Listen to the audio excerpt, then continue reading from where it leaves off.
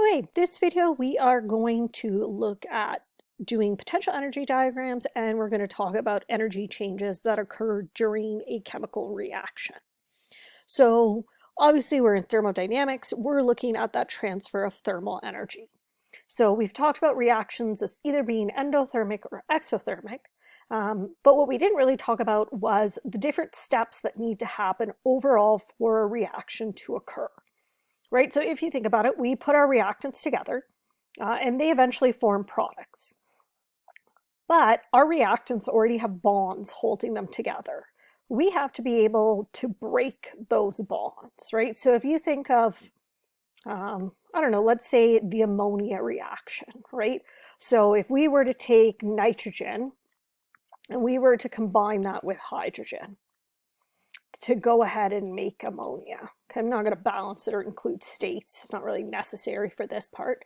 But you have to recognize that if we think of nitrogen, it's N2, right? And if we were actually drawing it out, we would have our N, and there would be a triple bond to that other N, right? But when we go and make ammonia, these N's are no longer attached together. We had to break that bond. In fact, we had to break a triple bond. And if we think about the hydrogen, it was just a single bond, but it's still a bond that we had to break, right? We had to come in and actually break this and break this. Okay, anytime you are breaking a bond, that requires energy, okay? So breaking a bond requires energy. So what we find is initially we have to put energy in to be able to break these bonds. But then we form ammonia, and when we form ammonia, we get to make some new bonds, right? So now we have that N, which is no longer attached to the other N, and now we get to come along and we get to form 3 new bonds with hydrogen. So if breaking bonds requires energy, you find that forming bonds releases energy. So we kind of have 2 steps to any chemical reaction. We have breaking bonds, which we need to input energy, and we have forming bonds, which is going to release energy. So what determines whether a reaction as a whole is exothermic or endothermic basically comes down to which of those steps had the greater energy requirement, right? If we see that we needed to input more energy to break the bonds than was released as we formed them, then the net difference is an input of energy, and we're going to find that that's an endothermic reaction. But if we find that the amount of energy needed to break bonds is less than the amount of energy that was released as we formed bonds, then overall, the net difference is a release of energy, and it's going to be an exothermic reaction, okay? So important to recognize the difference between endothermic and exothermic, right? And that basically it comes down to which of those steps has the greater energy requirement involved, okay? So you'll see eventually we're going to come back to all these graphs in the last lesson, and we are going to start to input some of that breaking and forming of bonds and that absorption and release of energy as we start talking about activation energy. But right now we're just kind of looking at some simple ways to do some stuff because we're still pretty early in the unit. Okay, so last lesson we looked at calculating Q, right? And we said Q was thermal energy. But if you think about when we saw some of these equations at the start of the year in equilibrium, we never had a Q, right? We had delta H. So when we talk about H, H stands for enthalpy. Okay, so when we're talking about enthalpy, this is related to that system's internal energy, which is basically the sum of all the different energy it has. So the potential energy, the kinetic energy, all of that. The problem though is you can't actually go up to something and say, you have this much enthalpy right now. We can't do that. But what we can do is measure the change in enthalpy, okay? So this shouldn't be a DH, that should be that delta that we saw the other day when we were looking at changes in temperature, right? We use that little delta. So this should be delta H. So delta H represents the change in enthalpy. So we can measure the change in enthalpy as a chemical reaction occurs. And the reason we can do that is we can relate it to the Q value. So in some cases, we can actually calculate delta H the same way that we can calculate Q. And I want to say the next video, I'm going to show you guys how to do that, okay? But yeah, for now, important to recognize that delta H is often going to represent that Q value. So we can use that whole MC delta T equation to help us calculate some delta H's. So when we are measuring enthalpy changes, if it's just asking for the enthalpy, it could be in terms of kilojoules. However, you're often going to find that questions are going to discuss molar enthalpy. Okay, as soon as you see that word molar at the beginning, it's now going to be a kilojoule per mole. Okay, so when we're talking molar enthalpy, that basically means that if I were to carry out that particular chemical reaction using 1 mole of whatever that chemical is, how much energy would I either release or would I absorb, right? Because depending on how much material I use, that's going to determine how much heat I generate, right? So if, let's say, I have a really small candle versus a candle that's twice the size, although the amount of heat generated at any given time is probably going to be the same because my flame is going to be the same size, the candle that's twice as big is going to last twice as long. So overall is going to put out more energy because I had more of it, right? And the smaller one is going to put out less energy overall because I had less of it. The molar enthalpy would be the same because they were both the same material. And if I used 1 mole and 1 mole, it would be the same. But if I use different quantities, right? If I use 2 moles versus 1 mole, then I wouldn't be releasing the same amount of kilojoules, okay? So, other thing you are going to find is sometimes you're going to have this little naught symbol. Okay, you're going to see when we start using some of the values in the red book, they're going to have that little naught. Okay, we had that little naught back when we looked at E naughts. The naught just means that it's for standard conditions, okay? So pretty much any time that you're calculating a theoretical delta H, you're going to find you're going to have that little naught symbol because we're always at those conditions. If we were actually at school doing labs, you'd be calculating a bunch of experimental values, and obviously those would not get the little naught symbol because we wouldn't be at those standard set of conditions, okay? All right, so now let's have a look at writing some thermochemical equations. So I've broken this up by writing for exothermic and then writing by endothermic, just so you can kind of see the difference between them. So there's 3 ways to write a thermochemical equation. The first 2 you should be familiar with already, and that's because we've seen those when we did that Le Chatelier's temperature stuff, right? We talked about either looking for the side that that energy term is on, right? So here, that energy term is over on the product side. So because it's on the product side, that means this is an exothermic reaction. Okay, the other thing you're going to find is that when we write a chemical equation like this, and we include this quantity of energy, this quantity of energy is for the equation the way we have written it, okay? So that means, because I balanced this with 1 mole of methane, if I were to burn 1 mole of methane, I would expect that it would release 802.5 kilojoules of energy. If, let's say, I used 2 moles of methane, because this value is for 1 of it, I would have to double that quantity, right? And if I look at oxygen, it's 2 moles of oxygen that are going to give off 802.5. So if I only had 1 mole, I would have to have that value. Okay, so this is always for the equation, the way it is written, so how we have balanced it.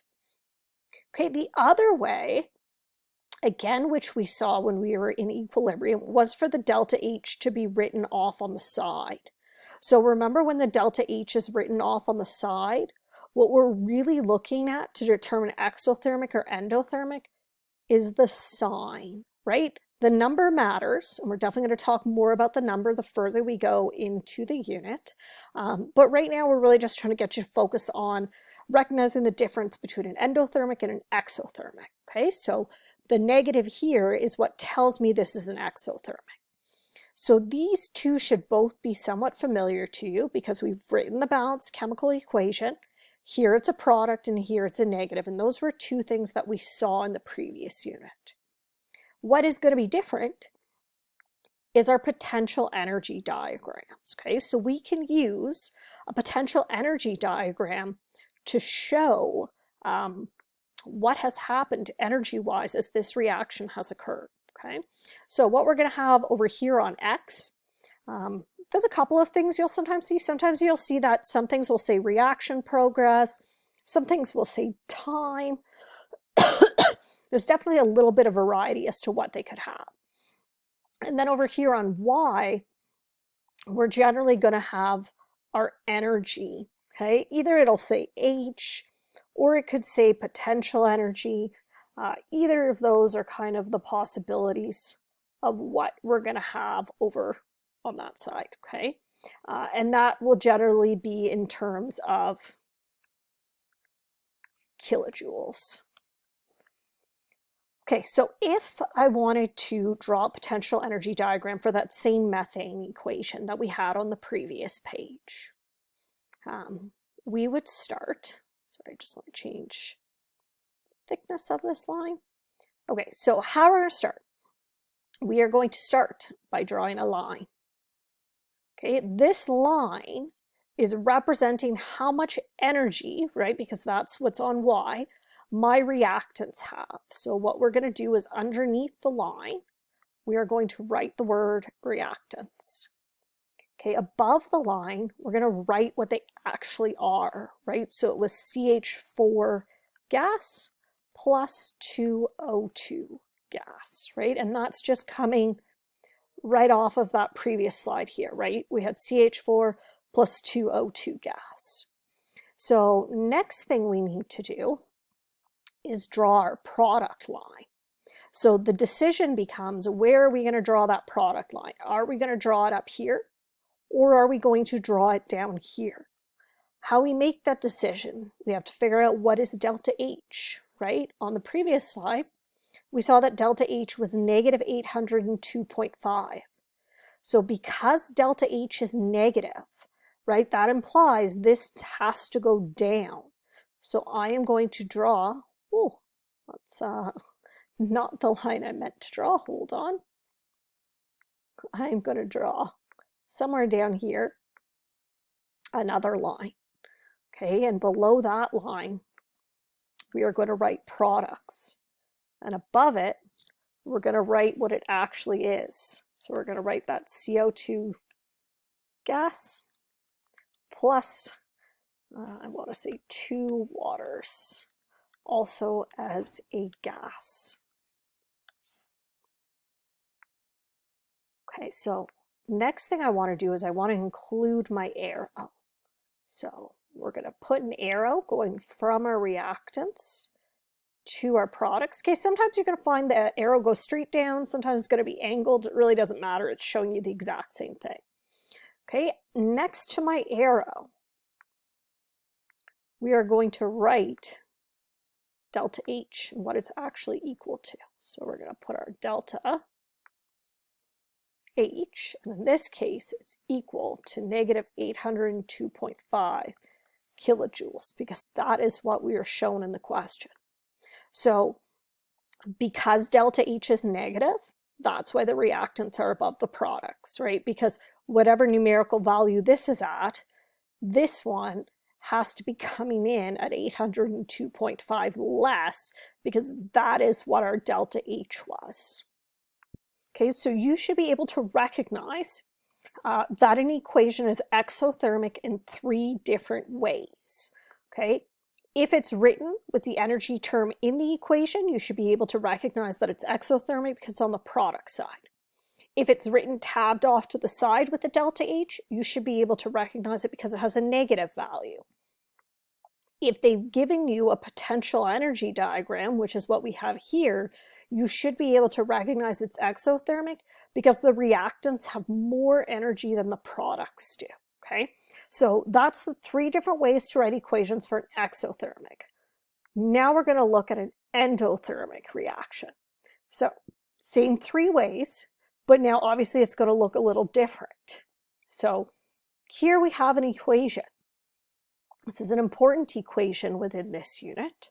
And that is because this is photosynthesis, and you need to make sure that you are familiar with photosynthesis, because they are going to ask you questions about photosynthesis, just like they're going to ask questions about cellular respiration. And they're going to obviously ask you questions about combustion, because combustion is a major part of thermochemistry, because obviously burning something is going to release a lot of energy. So here we have the equation. It was provided to us. So it's 6 waters as a liquid plus 6 CO2 gas. The energy term is now over here on the reactant side. Okay, so because the energy is on the reactant side, that's partly how I know that this is an endothermic reaction. Okay, it's going to give me 6 O2 gas, and then it's going to give me that glucose, so C6H12O6.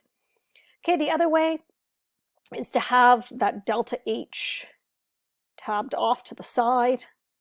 I have no clue why, but apparently it is missing the positive. It should have a positive. It should be positive 2,802.5 kilojoules. So again, in this case, I am recognizing from here that this is endothermic because it's a positive number, right? Positive means I had to add energy, which makes sense because in an endothermic reaction, it requires energy. We have to input energy or add energy to the particular process. So same deal. We could also use a potential energy diagram, right? Where again, we would have that reaction progress over here. We would have H or EP in terms of kilojoules over on this axis. And then when we go to draw our lines, so again, we would start with our reactants, right? So here's my reactant line. Underneath it, we're going to write the word reactant. Above it, we're going to write what it actually was. So it was 6 waters as a liquid plus 6 carbon dioxides as a gas. Okay, now we have to decide where we are going to draw that product line. So in this case, if we think about delta H, it was positive 2,000 and something. So because it's positive, we're basically expecting that that should go up, right?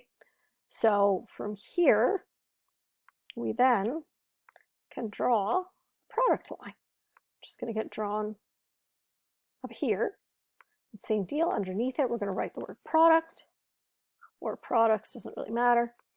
And then we're going to have what they actually are. So we're going to have our 6 O2 gas plus the C6H12O6 solid.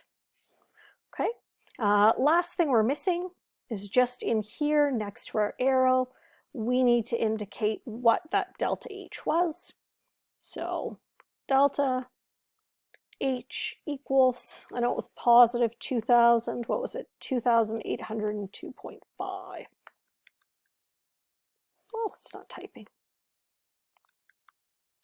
Kilojoules, okay? So I can recognize that something is endothermic also in 3 ways, right? If I have a graph, I see that the product line is higher than the reactant line. If I'm given the equation, I see it's on the reactant, or I see that it has a positive value. Pretty common to see that you'll just get like a really simple question and it'll give you like 4 reactions and it'll say which one of these is endothermic or which is exothermic. And like maybe one will be a graph, one will be written with the number in the equation, one will be written like this. And then it's really just a matter of making sure that you understand how to recognize endo and exo. Okay, we still haven't gotten to calculating the numbers, but we are definitely getting to calculating those numbers. Okay, so here's a really quick sample diploma question, right? So combustion of methane gas, there we have this and this. We can see that it's going down. So according to the diagram above, the enthalpy change for the combustion of 1 mole of methane gas is. So it's literally endothermic or exothermic. So I should be able to recognize from looking here that because it went down, my delta H has to be a negative number. Well, that's an awful negative. Let's try to get a little better negative. There we go. Has to be a negative number, right? So we are going to have a negative delta H, and it's going to be exothermic. So it's going to wind up being C, okay? And one thing you definitely should recognize is combustion is always an exothermic process, okay? This is part of why we spend quite a bit of time talking about cell resp and photosynthesis as well, because if you think about a combustion reaction, right? So we have a combustion reaction here. We have a hydrocarbon plus oxygen to give us CO2 and water. If you think about cell resp, our hydrocarbon is glucose. It also has oxygen, but it's still a hydrocarbon. So it's just glucose plus oxygen to give us carbon dioxide and water, right? So the only difference, besides the fact that we have a different hydrocarbon, is going to be the state of the water, okay? You're going to find that one of the things we talk about in this unit is that in cell resp and photosynthesis, because those happen inside of cells, and cells are closed systems, the water involved in our combustion is always going to be a liquid. Whereas if you think about a general combustion reaction, usually if you burn something, you don't burn it in a closed container, you burn it in an open container. Okay, so again, we'll talk about this again further in the unit, but combustion in an open system, we get to make water as a gas. You do combustion in a closed or an isolated system, that water is actually going to wind up being a liquid because of the increase in pressure that occurs inside of your container. Okay, so this is basically your three ways of writing thermochemical equations. Important to make sure that you can recognize whether something is endothermic or exothermic, either based off of where the heat term is, what the sign of it is, or how the graph looks.